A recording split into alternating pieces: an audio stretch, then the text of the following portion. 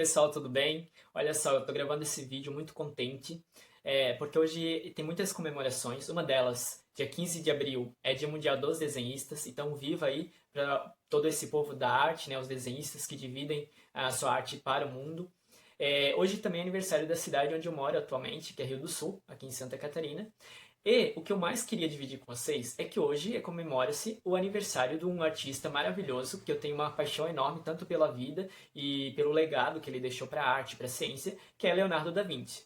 Eu até trouxe aqui e vou dividir com vocês, além de um pouco do que eu sei, é a obra é uma biografia, na verdade, do Walter Isaacson sobre o Leonardo da Vinci. É uma obra grande, mas muito valiosa, porque tem muitos registros, rascunhos das anotações. A gente bem sabe que Leonardo anotava muitas coisas. Ele tem mais de 3 mil anotações, então ele tinha um caderninho de anotações. Aí até uma dica até para quem às vezes gosta de desenhar, né? Pensando na data de hoje, é ter um sketchbook onde você faça suas anotações, né? Guarda aí um pouco das informações que você tem de acordo com o que você observa. Até porque Leonardo era uma pessoa que observava muito, ele era muito curioso. E isso eu acredito que é uma característica que levou ele a ser um grande artista, esse gênio, né?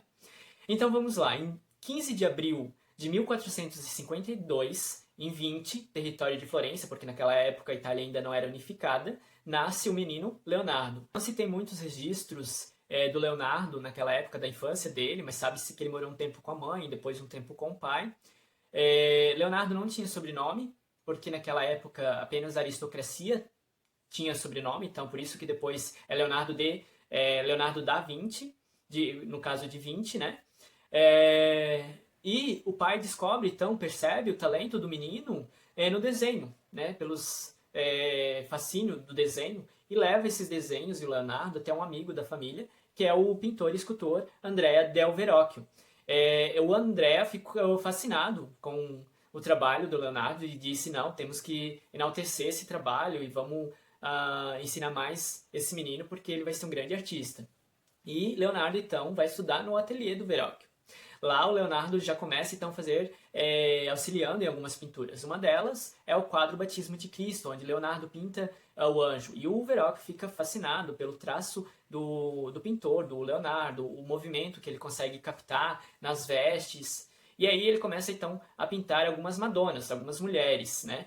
Uma delas que ele pinta sozinho, né, sem ajuda, e que é obra só dele, no caso feita só por ele, que é a Madonna do Cravo, que foi pintada em mais ou menos 1475. Ela é muito parecida com as Madonas do ateliê do Verrocchio, então a gente já vê a influência que o Leonardo teve ali, né, a partir das primeiras obras que ele faz. Aí depois, então, de ter pintado essa Madonna, uma outra que ele vai pintar mais tarde, que já é bem conhecida também, é Ginebra de Benci. Essa obra já ela foge um pouco dos padrões ou das características ali das Madonas do ateliê do Verrocchio. Ela já é mais próxima às Madonas do Flamengo, já tem umas características mais próprias do Leonardo. Leonardo foi um garoto assim com TDAH, então muitas obras dele ficou inacabadas. Ele tinha um processo mais lento e ele era muito assim do perfeccionismo, então ele queria deixar cada traço muito perfeito. Não era questão do só ter feito, tá pronto, era questão mesmo de perfeição. Atrás da obra também está pintado e escrito a beleza adorna a virtude. Tinha todo esse processo poético do Leonardo, né? Ele era poeta também. E uma obra que é bastante conhecida, que a gente já viu ela por vários livros, né? É a Mona Lisa, que em 1911 foi roubada do Louvre por um italiano chamado Vincenzo Peruccia. Esse fato foi determinante para essa obra então ficar tão popular, né? Tão conhecida. Quando o Leonardo completou mais ou menos uns 30 anos de idade, ele foi para Milão, porque lá ele queria focar mais ainda no seu trabalho artístico e conectar mais valor. Aí ele se dedicou para a engenharia militar, dizendo que ele também desenhava, pintava, mas no final das contas ele acabou desenhando muito mais desenhos técnicos e voltados para a aerodinâmica, as asas. Então ele teve toda uma ligação aí com a questão da aviação. Então tem muitos estudos que vieram do Leonardo. Disso, Leonardo também teve muitos desenhos arquitetônicos. Ele entrou para um grupo de fisiologia e anatomia, aí surge uma das outras grandes obras, que é o Homem Vitruviano, desenhado então pelo Leonardo, que era uma reinterpretação dos estudos dos ensinamentos antigos de Vitrúvio. Vitrúvio era um romano, um arquiteto, um engenheiro, que elaborou todo um estudo do corpo humano, da figura humana, com suas medidas, suas perfeições, que então caberia dentro de um círculo e um quadrado, que são as formas geométricas perfeitas. Então, Leonardo fez toda essa reinterpretação, surgindo o Homem Vitruviano. Uma outra obra, então, do Leonardo também, que se conhece é a Última Ceia. Leonardo estudou a fisionomia de todos os discípulos, tem uma questão voltada para pontos de fuga, profundidade, todas essas técnicas. Essa obra, na verdade, ela é tida como um afresco, mas apesar que a parede já estava mais seca, então desde o século XVI vem se tentando reestruturar ela, mas tem muito, descascou-se muito, então tem pouco registro oficial.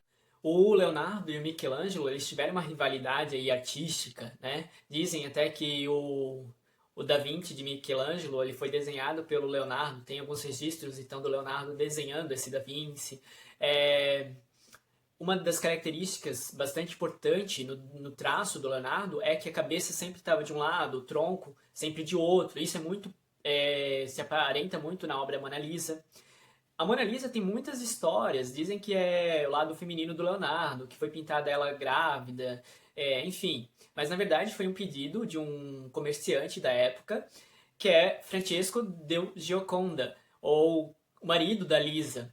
E na verdade ela foi pedida para comemorar a mudança de casa que eles tinham naquela época, ou o nascimento do filho. E no final das contas o Leonardo nunca entregou essa obra, e até hoje, então, essa obra está, para todos visualizarem ali no Museu do Louvre. Diante dessas obras e de técnicas, uma delas também é o esfumato. Ela é muito aparente na obra O Batismo, de São João Batista. Eu até separei aqui uma parte que está no texto, no livro, que é sobre o esfumato, que é essa técnica, né, bastante utilizada aí pelos artistas. Então, o esfumato deriva da palavra fumaça, em italiano, ou mais precisamente da dissipação e desaparecimento gradual dela no ar. Suas sombras e luzes devem se fundir sem linhas ou bordas, do mesmo jeito que a fumaça se esvanece no ar. Então, essa técnica deixa muito suave a pintura, né? Não tem nenhum traço forte, sempre vai do mais claro ao mais escuro, ou vice-versa. Então tem toda uma longa trajetória aí com técnicas e obras do Leonardo, e por meados ali, quando ele tinha mais ou menos uma idade já avançada naquela época, né, na França, 65 anos, ele vai para a corte francesa.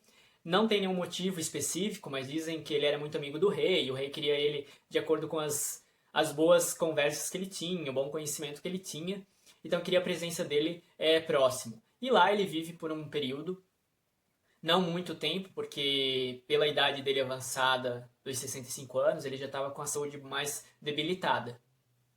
E assim, então, ele próximo da corte francesa, próximo do rei, em 2 de maio de 1519, Leonardo vem a falecer. Dizem que o rei estava do lado dele na hora da sua morte.